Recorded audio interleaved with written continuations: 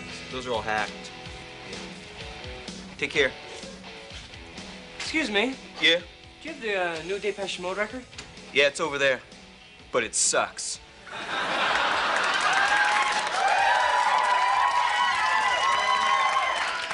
Well, do you have the latest Pixies album? Yeah? But it sucks. All that new stuff sucks. But it's over there. You know, actually, I was thinking of getting into something vintage anyway. I don't know, maybe the Doors? Really? Never had you figured for a Doors fan. I'm not really a Doors fan, but sure, I'd like to get into them. No, my friend. Doors fans aren't made. They're born. I think right now in Africa, there's some guy madly beating on a drum. He's a Doors fan. Or an old lady on the bus sucking humbugs. She's a rider on the storm, but she ain't never heard the sounds. So what about you? Well, I heard a record of theirs last night at a party. Yeah? And I've always liked Love Her Madly.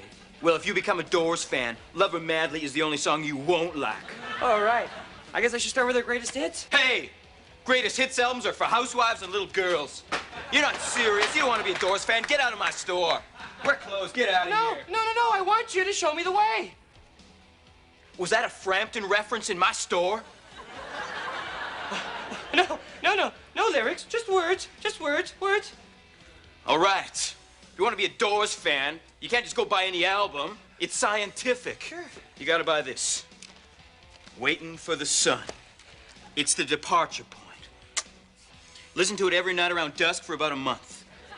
Sounds good, then what? Who's playing bass? No one. No bass. No bass? That's right. The Gypsies had no homes, the Doors had no bass. But don't let that scare you, my friend. Let that liberate you. Because when you're free flying with the Doors, man, what do you need a safety net for? Viva la Doors! Viva la Doors! All right. Listen, there's a burden that every real Doors fan's got to live with. That's the fact that the greatest rock and roll band of all time is never going to play live again. Can't live in the past. No, wait. There's hope. I heard once that Iggy Pop is going to front them, and the Doors are going to tour again. Where'd you hear that? Oh, I heard it somewhere. Yeah? Read in your precious Cream magazine, maybe? Well, it's not gonna happen. Well, how do you know that? Because somebody told me. Well, who told Do you want to know who told me? Oh, yeah. Jim fucking Morrison told me. That's who. All right, nobody hate me, but I'm a Doors fan. I said it out loud. I know there's some different opinions. You know, classic rock radio kind of destroyed the Doors. Some people view the Doors as extreme psychedelic. I've seen top 20 lists, and I don't mean extreme as in the sense of they're the most whacked out. But I've seen, you know, online polls of the Doors being the, you know, best psych albums all time, top 20 lists. I disagree with that, but I like the Doors. All right, I don't have to defend it, you know? I got friends that bash on it. I got friends that celebrate it. No shame. I like the Doors. One thing I will say about the Doors, though, when you find this is usually the rigmarole. This is the rundown, you know, ringware, corner ding. Not an original. You know, this is a repress. Mine's still in the inner sleeve. Electrolabel. All right, so not too many scratches, right? This plays fine. You know, it's been, I don't even want to call it a placeholder. I would have been fine if this is my forever copy, because even though there's some kind of OCD-esque issues on this jacket, it plays fine. It's not audiophile quality, but it's done its job. Until now, I wasn't actively looking for this. But if you watched my last video, like say with that Jimi Hendrix find, Electric Ladyland, Japanese first press, your boy's been getting lucky here. Pharmacy Records has been providing, as well as Greenville as a whole. You know, Cabin Floor Records has been knocking out the box as well. But I found this gem, this goodie. If you can't tell the difference of the two, there's the one everyone knows, and there is the Japanese first press. So this is a cool thing. In addition to all the, if words aren't intimidating enough, now they're in a different language. In addition to the alternate cover, it is also a gatefold with yet more words. And then all the goodies, all the business. Probably have to move the needle here. I'll get to what's playing in the background in just a second. But super clean copy. There's some finger smudges that need a little wipe. But outside this black record is as clean as can be. It sounds great.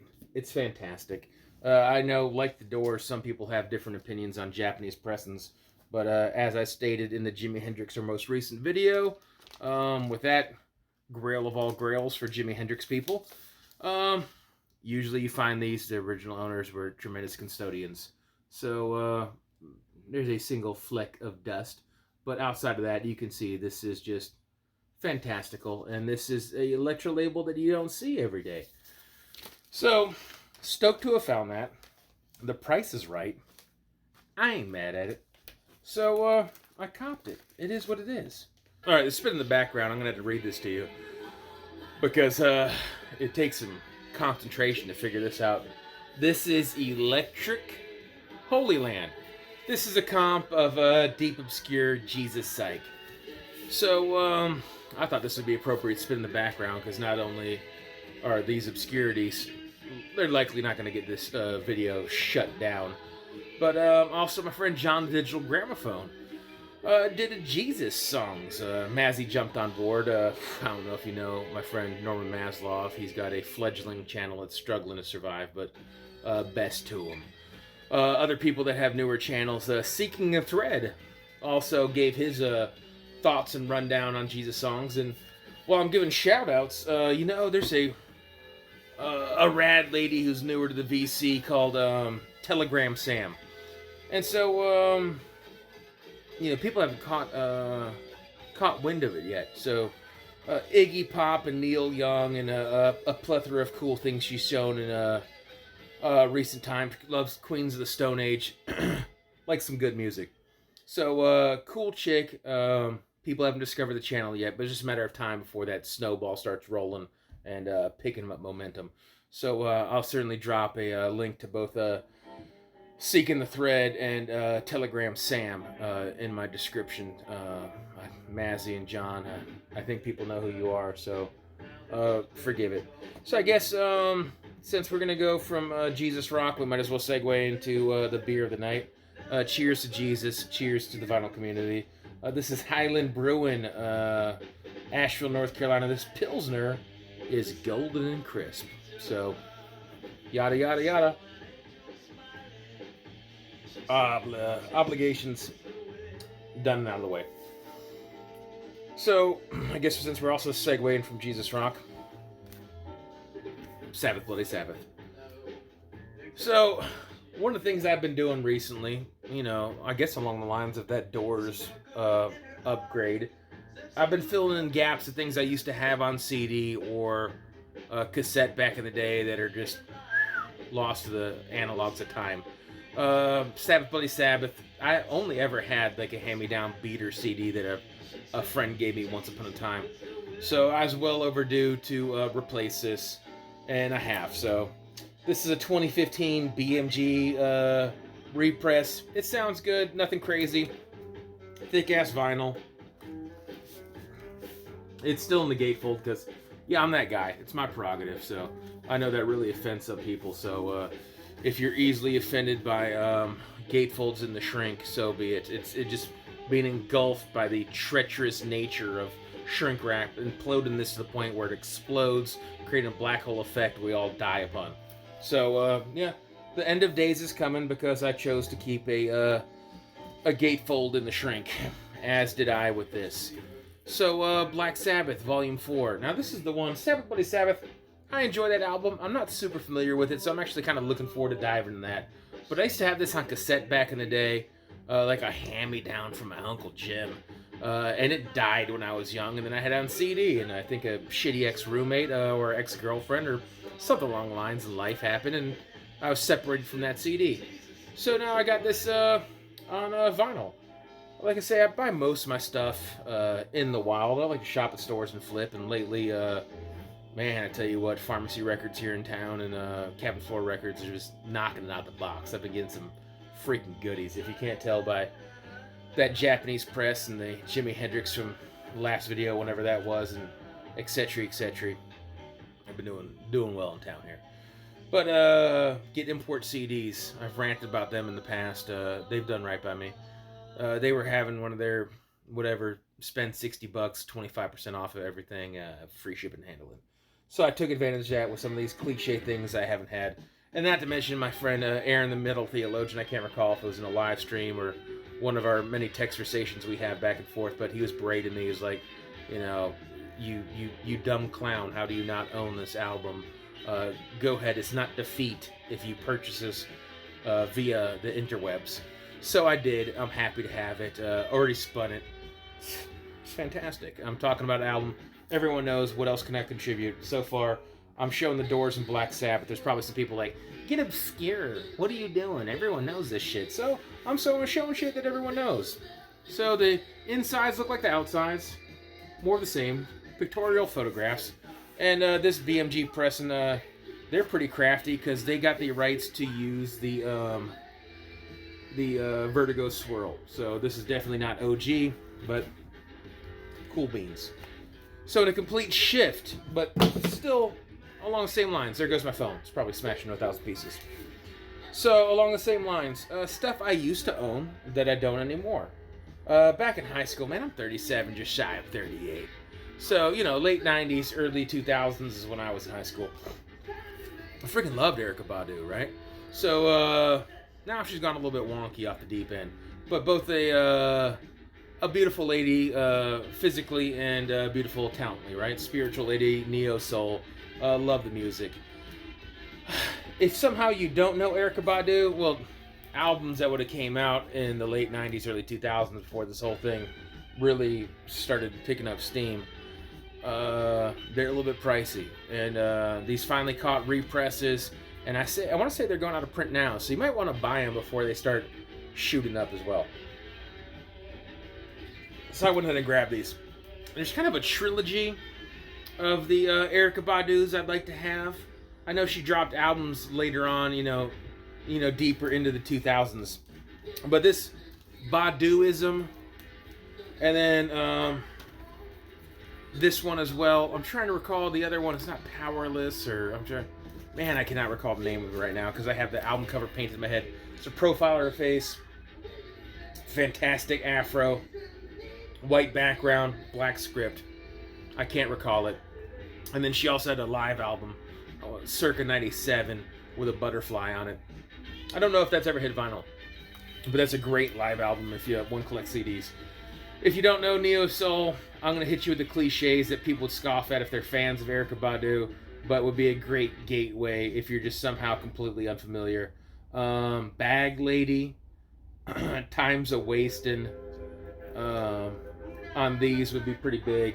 And then on this one, On and On, Next Lifetime, and then also that other album, actually the live performance of Tyrone is pretty fantastic. But I do love Erykah Badu, so happy to have these. And once again, these are gatefolds that you're not going to be able to see because I'm that guy. The shrink is destroying these by the second. I'm lucky if this isn't just a pile of sand and dust by the end of the night. If you don't know, shrink instantly destroys everything. It's the bane of existence. So, also, I guess, you know what, let's keep it shrinky. So, I've had this gem for a while, right? So, with the Obi in the shrink, for whatever reason, this album survived all these years in the shrink and still sounds fantastic. So this is one of the things that's kind of a nuisance when you find these in the wild. Now, I was stoked to find this some time ago. This is not a fresh find, but this is kind of a segue into the next fresh find. So, like a lot of those things, like the Donald Byrd Half Note Cafe Volumes 1 and 2, I don't have either one of those. I found them in the wild, but damaged. I think Volume 1 is actually on like a 2022 list of the classic series or tone poets that everyone's going bonkers for. So this Ornette Coleman Trio, if you can't tell, this is Volume 2. So I've been looking for it, right? So this is Look how pretty that is. This thing just sounds fantastic after all these years. It never took damage. I got a fingerprint on there. That's my fault. I got giant fat hands, but it's okay. You could see physically how deep the grooves are. Now, forgive you, like, I don't mean to burn your eyes. This might cause serious damage because some people get tremendously offended if anyone were to ever show a 75th. So that's what this is, man. I've been trying to fill the gap. I stumbled in the wild, so it made my day. Now, do I prefer it to be a different issue than the 75th series? Yeah, sure. Who cares? Yeah, no brainer. I just split this. This is new old stock. It's right around $20. You could just, I don't know how well it's going to show up in person. There's a little bit of dust on there, because why wouldn't it be? It's a brand new record. I haven't even spun it yet. Some fingerprint smudges from grabbing the edge, but I'll wipe those off. But you could tell the grooves just aren't as deep. And this almost has like a light film, and even has like the lightest surface scratch. Like the person that put this in the sleeve in the factory was like, let me go and test this and shove it in and out of the sleeve about 49 times. So nonetheless, I'm happy to have filled that gap, because like that Donald Byrd or the Miles Davis Live at the Blackhawk, you tend to find one and then you're perpetually on the hunt for the other. So as soon as I filled that gap, I kind of created another by default. This is John Coltrane, Live in Paris, Volume 1.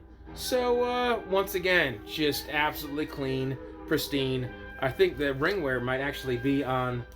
Yeah, look, it got a little creasy ding. A little creasy ding. Everyone lighten up. There's a little creasy ding. So, nobody get offended here. The wax pristine. I don't need to waste time by showing it on show it to you, but Afro blues on this, impressions. This is pretty legit stuff. This is not the most whacked. I know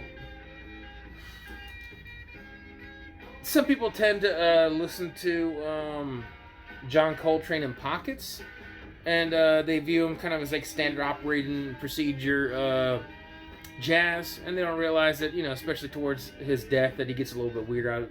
It's something I'm discovered as well. So I'm certainly not trying to speak as some kind of a jazz authority or John Coltrane authority. But this kind of bridges the gap. It's definitely not too far out there, but it's also not that kind of like any kind of boring, simple jazz for, dull white people eating bread next to a candlelight. I don't know why I painted that picture, but so it is. Anyways, July 27th, 1965, as well as July 28th, 1965. So, Cool Beans, Elvin Jones, McCoy Tyner, John Coltrane, Jimmy Garrison, right on. So, I don't know what else I can contribute to that. I think I did a fairly decent job this time, making 5 fresh finds closer to 5, and not going out of my way to make it 45 fresh finds in disguise. Although I could make a 5 fresh finds every day for the next 3 weeks. I really need to get onto this. I've been not doing too well and keeping up with my friends here, watching a lot of videos and leaving comments, but not the best at making my own. But cheers, love you guys, be well, rock on. Check out the description. You know, there's friends to be made in the vinyl community. So, and they will be in said description. Take care, God bless, be well.